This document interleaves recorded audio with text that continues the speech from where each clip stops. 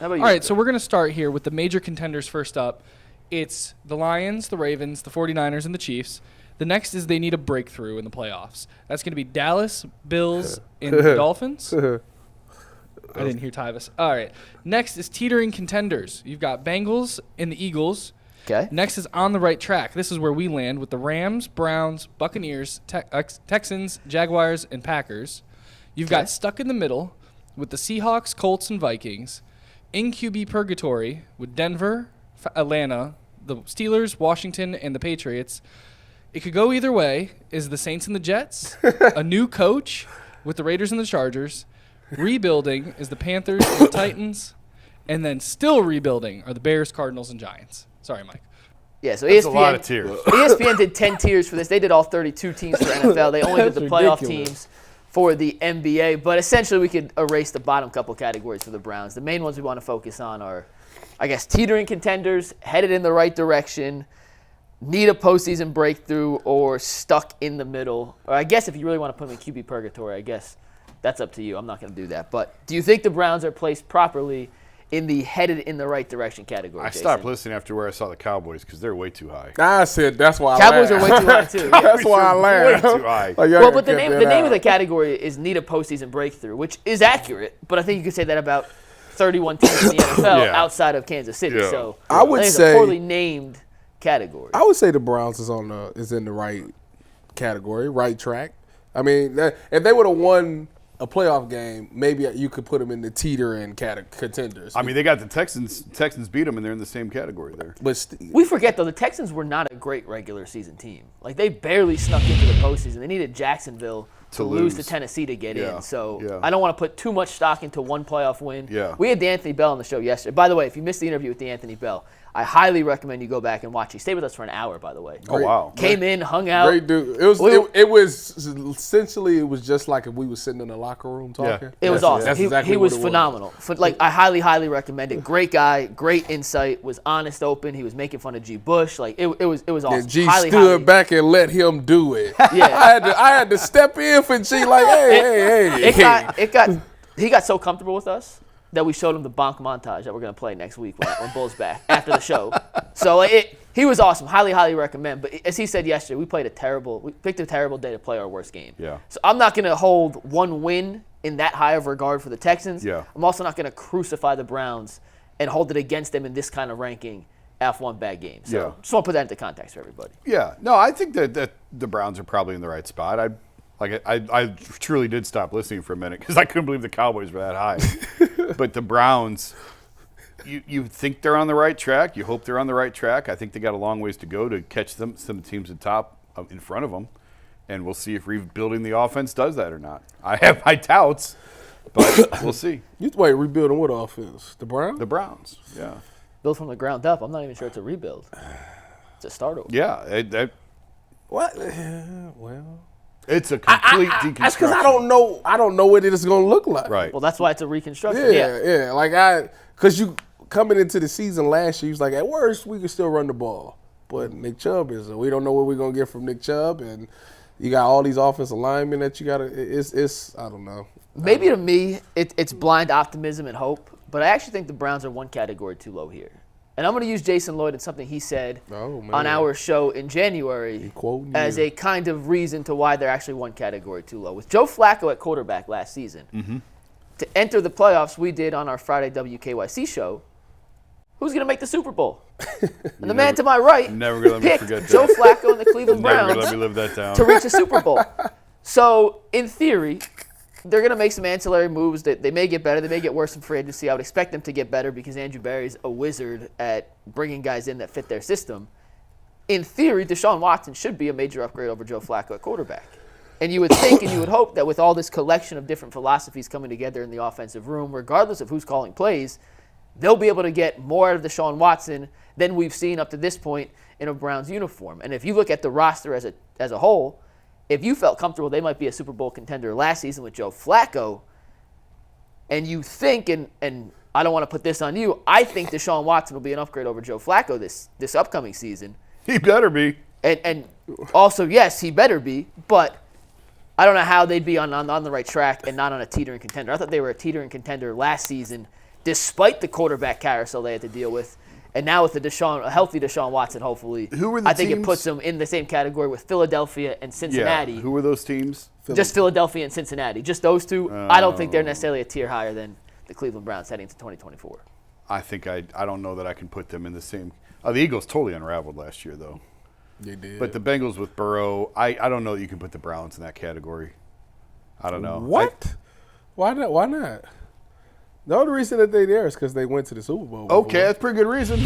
But their defense is not Browns the same. didn't win a playoff game. But the defense And that's why I said they in the right spot. When but the defense that made it to the Super Bowl in Cincinnati is not the same defense. Yes, fair. But listen, we need Deshaun to be healthy. He's got to play well, and then we'll see. But I would not put the Browns in the same category as the Bengals. If you guys want to, by all means, go ahead. I don't think they've earned that yet. Well, if we're going to say this. How can you say such a thing and the Bengals can't beat the Browns? In the regular season. They But haven't they've been to the played Super They haven't Bowl. played in them They've been to the because Super they Bowl. hadn't had to play the Browns. Oh, that's why? Yeah. That's why. It's a fact. What? It's a fact. Am I wrong? The Browns beat the Bengals dang near all the time. So if the Bengals are fully healthy, Burrow's fully healthy, and they're fully loaded and ready to go, and the Browns are fully healthy, fully loaded, and fully ready to go, you think the Browns are going to beat the Bengals in a playoff game and go to the Super Bowl? Absolutely. I disagree. Where's the game being played? In Ohio? Cop out answer. at Tom Benson answer. Stadium, split the difference. Well, even if you want to say that two teams should be in the teetering I mean, contender it's category, close. It's I'd close. put them above Philadelphia at this point. I mean, because Philadelphia, you're taking a lot of bets and a lot of gambles on a defense that was horrendous last season. They unraveled last year. Completely unraveled. They brought What an happens entire when new Matt defensive Patricia staff, runs entire new things? offensive staff. You have to still believe in Jalen Hurts to the capacity that he's an MVP candidate. Last season, he was not. I mean, they have more weapons on the outside for sure, but that's an aging team that I think had their window and it's on the decline as opposed to the Browns, who theoretically, with the integration of a healthy Deshaun Watson and a healthy Nick Chubb next season, to whatever capacity Chubb comes back, are on the way up as opposed to Philadelphia on the way down. I don't know if the Browns. I think the Browns. I wouldn't say the Browns are on their way up. These guys are like, they are who they are. Who? Nick Chubb is who he is. Myles Garrett is who he is. It's a really good team, but this isn't a young team that's going to get better and better and better. Like they But are who they are. from last season, if this is where they were last season, Yeah. with at the end of the year, you have Jerome Ford, whatever Nick Chubb comes back. Do you think Nick Chubb in any capacity this season would be better than Jerome Oh, Ford? for last sure. year? Of Okay, course. so that's an upgrade offensively. Deshaun Watson versus Joe Flacco, that's a big question mark, granted. But you would think and you would hope Deshaun Watson is an upgrade at the quarterback position. You better look at the be. receiver room, I just refuse to believe Andrew Berry will not make some sort of necessary and legitimate improvement to that group. But So they I like, think but the they offense like is on the that way up. room. Once again, you can't believe Andrew Berry.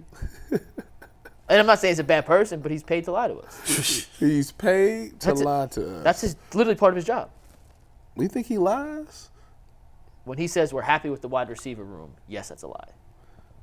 They were talking up Elijah Moore in Indianapolis. Again? Career year. Oh, stop it. I'm just telling you. Stop it. Who? Telling I you. was a year early. Yes. They were saying last year was a career We year are for him. back, baby. That's right. I said it last year. Elijah Moore going to be the X Factor. And he was trending that way. He got hurt. He was what? He got hurt. He was what? He got hurt. Did he not get a concussion? So you're saying he was the X factor of their offense last season? He would have been. If not for that concussion. Why? Well, for the first 16 weeks of the season. He took him off. He was saving. He was saving himself for the postseason when the concussion happened. Okay. Yeah, that's right. I'll buy that. Y'all sick. Y'all sick. No, He was fine last. He was a perfect number 3 last year. They needed a number 2. After the Joku, you put him after the Joku. I'm taking tight ends out of the equation just for as far as receiver goes. Well, Amar's a legit one. wait a minute, because in closing minutes of games, who was the person that they tried to get the ball? Oh no, Njoku's phenomenal. He's a I ain't top, talking top about- 5, 6. He's talking about the receiver. I'm talking room. just the receiver. I room. am too. Yeah. In closing minutes, who was open and they couldn't get the ball to What him? Number play you talking 8. about? Number What 8. play are you talking about here? What? Let's see. San Francisco game. They tried to get it to him. They skipped Who was the ball. quarterback in that San Francisco game? Phillip. Oh, he was open and couldn't get the ball to him.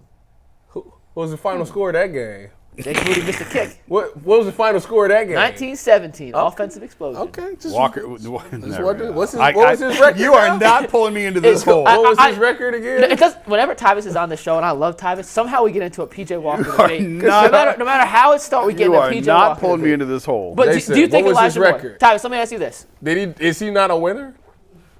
You are not pulling me. Let me into ask this you this, Tyvis. Honest answer. Is Elijah Moore a legitimate 2 in the NFL? And don't tell me David Njoku. This is just receiving room. Is Elijah Moore number 2, or do the Browns need to upgrade their number 2 wide receiver position this offseason?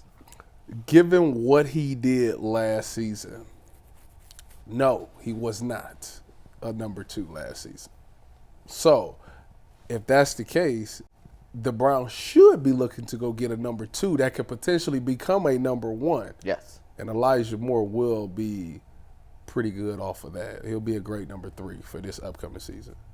I agree with that. Perfect, I think he'd be a good number 3. 100. If he's your number He's a 3, fine I number think it's 3. and you then said your Tillman / But he'll end up 4. becoming the number 2. Although I don't know if you trade a number 2 draft pick for a number 3 receiver. That sounds a little backwards. Well, he did not live up to It's a what pick his swap, first off, expectation. Jason. Let's just say Let's that. keep it real. They gave up a second-round It's a pick. pick swap. He didn't for a live number up to 3 his receiver. expectations. Would he have been what did we give up? A second round pick for him? Yeah. I need to know 40, who- it was a 42nd Who was the pick? second round receipt? Hold on. Y'all go ahead. I got to look up the second round. I mean, receivers. technically, he did have a career year last year, but that's an awfully low bar. 59 catches, 640 yards. Those are career highs. 2 touchdowns was not, but Elijah Moore did. It was a career year. He did have career highs in catches and yards, but certainly more was expected of him than what he I produced. just need to see who. David Bell also had a career year. Based on one game against the Bengals. Just saying, like that's true. Yeah. Yeah. Okay, he would. He had a better year than Jonathan Mingo from Carolina, so that was worth it. Dang, he did not have a better year than Jaden Reed. No. He did not Plus, have he's a better year than Rashee Rice. Plus, he's a third-year dude. You're comparing him against rookies. Marvin Mims. Yeah, I guess maybe they could have kept that second round pick and got somebody else. No, that's the point I've made before is where they're drafting these receivers, all the top guys are off the board. So you're the Trying to find a needle in a haystack. yeah, at that the point. target you're shooting at is so narrow. Like We could have got Josh Downs. if you instead of use your Cedric second round Tillman. pick on a receiver, you give yourself a lot bigger target you're shooting at because there's a lot more out there. And I know the Browns have other needs than receiver. And even if they sign someone in free agency, like I'm all for using that 54th pick on a receiver. We talked about it on, I guess, Tuesday about the combine. Yeah. And how it doesn't really matter. You know, Tyvis put it the whole soliloquy that we did at the start of the show here on it's all about your tape. What you run at the 40, what you bench press. Like, it doesn't really matter. There are like 10 to 15 really good receivers in this class. Mm-hmm. Like, Talk about this upcoming year. this upcoming draft where There should be someone. in the past, you know, at 54, you may be like, the top 4, 5, 6 guys we like are going to be gone. Well, that list may not be 4, 5, 6 this season. There's going to be 3 in the top 10. There's 8, 9, 10 guys who could be available I think outside of that top 3 at 54. I think the problem For the becomes like when you're doing this scouting. I think the problem that they look at is you got to look at your wide receiver room and you'll say, what don't we have as a wide receiver? Like, what is the piece that we're missing? Is it just an explosive guy? Okay, well then let's go. Then they're gonna say, well, let's go look at the 40 times. Stuff like that. Let's go get a blazer. Do we need a big body guy? Yeah, we ain't got one of those. I think that's kind of why they drafted Cedric Tillman because they knew they were moving on from DPJ. yeah. So it was like, let's just get his replacement with this third round pick. He's not that slow. He ran a 4.5, so it's like, and he had big playmaking ability. So I think when you go into this year's draft, what's the mindset? Like, what type of receiver are we looking for? Are we looking for another blazer again? Or are we looking for a guy that runs really good routes? Like, it's so many different type of wide receivers that I think that they're going to, like, essentially you want to take the best available and just use him that way. But I think right now the wide receiver room dictates the type of receiver that they want to get, if that makes sense. And there's a lot of different options. I mean, you got yeah. like in the draft, just a few names. Who knows if they'll be there at 54 or not? But Brian Thomas of LSU, Burner, great deep threat. Troy Franklin of Oregon, a guy who is big, athletic. He's like 6'3", 220, but runs a 4 or supposed to run a 4.3, 4.40. Xavier Worthy from Texas, he got a burner. Then there are other guys. Ladd McConkey's not a burner. Speed guy kind of from the slot. Shifty. gets open. There's a bunch of different So options. that's what I'm saying. See, are you looking for a slot? Well, but I'm saying the Browns should have more than just, oh, we got to take the best available guy at 54 because he's the only one we like in that range left. There's enough good receivers in this draft that I anticipate a couple of those guys being available at 54, if not moving up to kind of take your pick of the litter. Whoever is looking at it and analyzing it, they need to do a better job because they continuously keep missing. But Jason is right. You know, you talking about picking out of the third round. At that point, it was only like one difference maker, two difference makers at that point. And that was Puka was still there and Amon-Ra St. Brown. Amon-Ra St. Brown, yeah. Yeah, so it's like Those are the two that I think you could say that they missed on with where they picked. Yeah. But a lot of other teams missed on those guys too. Yeah. So it's second round. You should 54th pick. It's somebody still there, but you just gotta make sure it's the right one. You gotta make sure because you're really drafting. If you don't address it in free agency, you're really drafting a starter. Yeah, you're drafting the number 2 that's gonna learn out under Coop for a year and needs to have by the end of this season. He should be a guy that we look at like how Tank Dell was. Like, oh, look at this dude. He should be making plays like that. Yeah. So back to the tiers real quick. Whether they're 1 too low, 1 too high, they're right in the right range with the right teams. Just to put a cap on this, right? Yeah. All feel like, relatively speaking, ESPN did a halfway decent job, at least with the top guys putting teams in the right spot.